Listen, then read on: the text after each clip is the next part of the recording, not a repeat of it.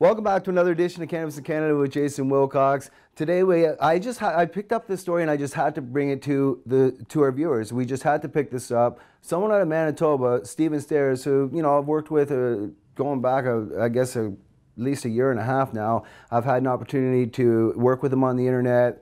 His wife, Kristen, fabulous support. They do a lot of work for medical patients. And this year he formed a committee. Well, first, let's welcome him to the show. Welcome to the show, Stephen. How's it going, everybody? Stephen Stairs, everybody. Hardcore activist, once again, representing Manitoba, Winnipeg to be precise. And now this organizing committee, tell us a bit about the organizing committee that made all this come about before we kind of lay down, really what this show is fundamentally about. Yeah, no, definitely. By the way, thanks for having me, Jason. I really appreciate it. Big up to everything you do out there in Vancouver. We're looking, the rest of the country's basically looking towards you guys for what we should do next, all right? So keep it up, man. Thank you. The 420 group is something that we model off of things we've seen from Vancouver and other cities. It's a group of fellow patients and some activists, including my wife, a couple shop owners from the city here, things like that, where we got together. We have meetings at local vape lounges that are slowly opening up, and we've kind of formulated some ideas, really good, concrete organization towards 420 this year Winnipeg hasn't really had that in the past. We haven't had an organized event. It's been fairly, disorganized, people just gathering and kind of dispersing. Well, last year though, you led the charge for not only the 420 event but also a march. Is that correct? Yes, I led 420. Me and my wife, Kristen, can't leave her out. Me and her did this 50-50, everything through. Where we had 420. It wasn't so much organized as it will be this year, but definitely last year was a good stepping stone for this year, where we had police escorted march through the downtown. It was groundbreaking, really cool. Honestly, it was the first time it ever happened at 420.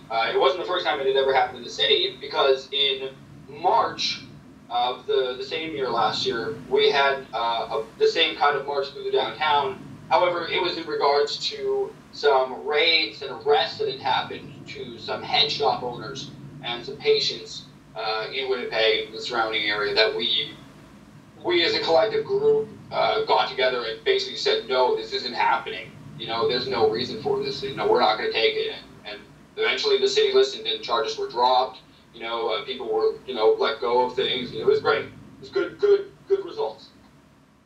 Okay, well, that part is great. So you were able to lead the march forward last year, and have that turn around. Now this year you applied for you went ahead, you started this very early on, said to the city, look, we want to do it bigger, we want to do it right, we have a right to congregate, we have a right to free speech, we have a right to march the streets, we have a right to police escort. But they said to you, no. Now, I find this the same thing with the banks, and we were kind of talking about this off air. I find this with the banks, discrimination on the word cannabis. Oh, for sure. For sure. One of the big caveats in regarding this whole parade thing was that, the city didn't want to, insure anything that really had anything to do with cannabis without proper insurance from a third-party insurer. And third-party insurers, as soon as you see the word marijuana, underwriters across the globe basically go, oh. Even if you throw the word medical in there, it's still just this huge stigmatized phrasing that really just means another word. You could put lemongrass in there, and people, be like, oh, you can have a parade for lemongrass.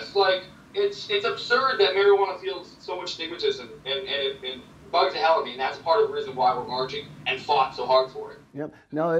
Now, what I love about this is through your activism, through your persistence, getting in the newspaper, getting in their face, but doing it professionally and effectively, you then ended up getting that insurance. So maybe tell us a bit about how that came about, and because it was just the news, and we were going to break a story on you not getting the insurance, and here we are now talking about them coming through. Yeah. Well, I appreciate you picking the story, because this really was something that was bothering the heck out of this whole committee, and including just supporters across the country. The country was supporting us through this mission, and I appreciate you taking the time to cover it. So the city saw the report in the newspaper. The Winnipeg Sun had picked up the story from my Facebook post. and kind of ran with it, took the story upon the constitutionality basis of our, right to, civil demonstrations, right to march in the streets. Why should we be held, prejudicially, not allowed to do it other than for cannabis-related reasons? What's the difference? We're medical patients. Why can't we? So we fought, in the courts for a little bit. Well, not in the courts, but in the paper for a little bit, and the paper finally kind of reasoned with me on what I was saying and kind of took the story, and they covered it in a way that made the point clear. No matter who you were, left wing, right wing, you saw the paper and you're like, how come these people can't march? Like what's the difference? Why can everybody else can march? How come we can't? I was just gonna say you can go down and nothing against anybody. I'm just gonna name off a group. Let's just say breast cancer. They can call up, they can get a permit, they can get insurance, and the police will gladly escort them. But a bunch of peaceful cannabis users can't get that same insurance simply because the word cannabis or marijuana. I don't like using that term marijuana because it's my medicine, but indeed, marijuana in Canada, I guess, is what they want to use, but that seems to be the discriminatory. And with the banks, once again, the same thing. The banks don't want to deal with anybody that has the word cannabis in it. The Cannabis Rights Coalition has dealt with the banks in respect to that. And here in BC, I guess with so many compassion clubs, it's one of those same things. But I keep asking myself, forward looking, you and I both can see legalization coming. If we're going to legalize, a lot of people are going to have the word cannabis in. So some of these discriminatory policies need to change. And I think some of the work that you've done demonstrates on exactly how to affect change. Not to hold the signs outside the door, but to get inside and affect change at the table. Well, that's it. I mean, if you wanna make effective change, you have to, as conformist as it might sound, you have to jump through those hoops. You have to, if there's a form that needs to be filled out for you to take a permit out, fill that form out. It may take a minute or two, but fill it out, because then you can go to them if they say no and be like, why not? I filled the form out just like everybody else did. And then they have to give you a reason why. It's really simple to do a little bit of work to try to get you can't assert your rights unless you know your rights. And to know your rights sometimes takes a little bit of paperwork. And I think it should be noted here too, and for our viewers, now what Stephen's teaching here in Manitoba is what happened here some 15 years ago with Hug Power. David Malmovine started saying, hey, let's get this together, and we started where that was a time when people had to fear police and had to fear no effective dialogue. All these many years later, we have the ability to do what Stephen's doing now, and he made another good quote. You made a very good point when you talked about the fact that not only do people have the right to get together and protest, peacefully, but they have the right to be able to march down the street. I kind of am jumping around a bit here on this particular issue because it really bothered me that the sticking point to them was the cannabis. Yeah, because it was a democratic right to assemble peaceful protests.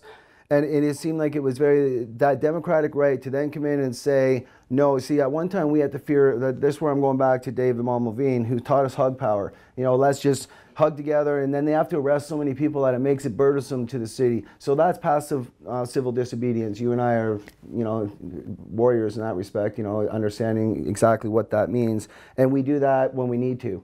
But I agree with you 100%. I think our viewers need to understand this. Canada needs to understand this. That there is a change, there is a tidal wave coming, it's the MMPR, legalization is coming, and we have to change with the times. And we can't keep holding our signs outside the building saying, la, la, la, la, la, without getting to the table where the real effective dialogue and real policy changes are happening. And I think that's how the MMPR got in the door, and I think the only way we can stop it is ground up, grassroots stuff, and hats off to you, Stephen, with what you've done there. What else can you tell us? Now, last year, also, one other thing I think we should point out to our viewers, you did something really cool, and nobody really talks about this. It was the first time I heard about it. I was doing a little research on you, and you took a bus and you shuttled people from the event last year all the way over to the march on a shuttle bus. Tell us a bit about that. Well, last year, I was kind of tailoring off a pioneering year for me at U of M with the Medical Marijuana Student Association. From my knowledge, it was one of the first of its kind in the country at a post-secondary education institution. So I was really trying to wrap it up, and I got a lot of involvement from them into 420 and helping me through student funding and through paperwork. I got funding to shuttle, to rent a bus, to to shuttle people, just in case there were mobility issues and things like that, from the Manitoba Legislative Grounds, where the 420 event is usually held. So I shuttled them from there to City Hall, and then from City Hall, we marched through the streets with a police escort, past the Canadian Museum for Human Rights, the only national museum outside of Ottawa of its kind, which is really cool, and it's for human rights, which, patients' rights are human rights, right? That's my favorite quote. Absolutely. So we marched past there, we had a little, speech right by the museum, and then we marched right past the Forks, historic place, down Broadway to the Manitoba Legislative, and we walked into the grounds with like 3,000 people just chanting "End Prohibition." It was, I get tingly talking about it, man. It was such a cool, so moving event, man. I was full of just raw emotion from everybody, from different angles of life and different walks and different creeds, and it was just, I was blown away by it. Something I've never seen in the city before, and it's what inspires me to keep going. Absolutely. The collective nature. I see on your poster there you've got sponsors for your event, and this is what we see going on in BC. We've got collective concentrates, we've got the coalitions, we've got different collectives happening across this great nation. And what's most important is that those collectives are continuing to build community collectives, which is just making us that much more stronger and that much more wise when it comes to how to approach this effectively and to get change. I'll just point out too, here's an example of where passive civil disobedience came in. We didn't seek a permit when we went and we marched the streets for Allard. When we went into Allard, we actually spoke with Mark and we decided we would march up and down the streets. I said to Mark, what do you think would be the best thing? Because we didn't want to piss people off and say, we're protesting a free and impartial trial. So Mark, Dana, DML, others, we all came together to make sure we demonstrated in the right way that we were there in support of, this fight against this unjust law, but we're not here to piss off the civilians who we're trying to gather support from. And this is again about the new approach to not being radical. The days of blowing smoke in people's face and holding up big signs, I think, are beginning to die out, and we as a people need to effect proper change. And a good example is what Stephen's just done here for Manitoba and in affecting a new 420. I think on that note, I want to close it out here, Stephen, with a time for change. What made you come up with that slogan? Because it is, in my own opinion, this is historic times. So go ahead. A time for change. That's kind of it. Honestly, I don't want to get really political here or anything. But I'm not going to, so don't take it as that. In 2011 was when I really started getting involved with let's change something, let's really do something, other than being, patient and all this stuff. It was honestly when Jack Layton died. I don't even support the NDP, okay? But I knew that he was the only person at that time who had really taken marijuana seriously. And when he died, I basically lost hope. I was like, shit, now where are we, right? So I took it upon myself to be like, I'm going to affect change in my neighborhood. I'm going to do it. And that's when I started with the marijuana party, because no other party would take me, basically, because I was too radical. They were like, oh, marijuana, so I started the marijuana party. I started my own EPA. I filed it legitimately. I had my own electoral district association.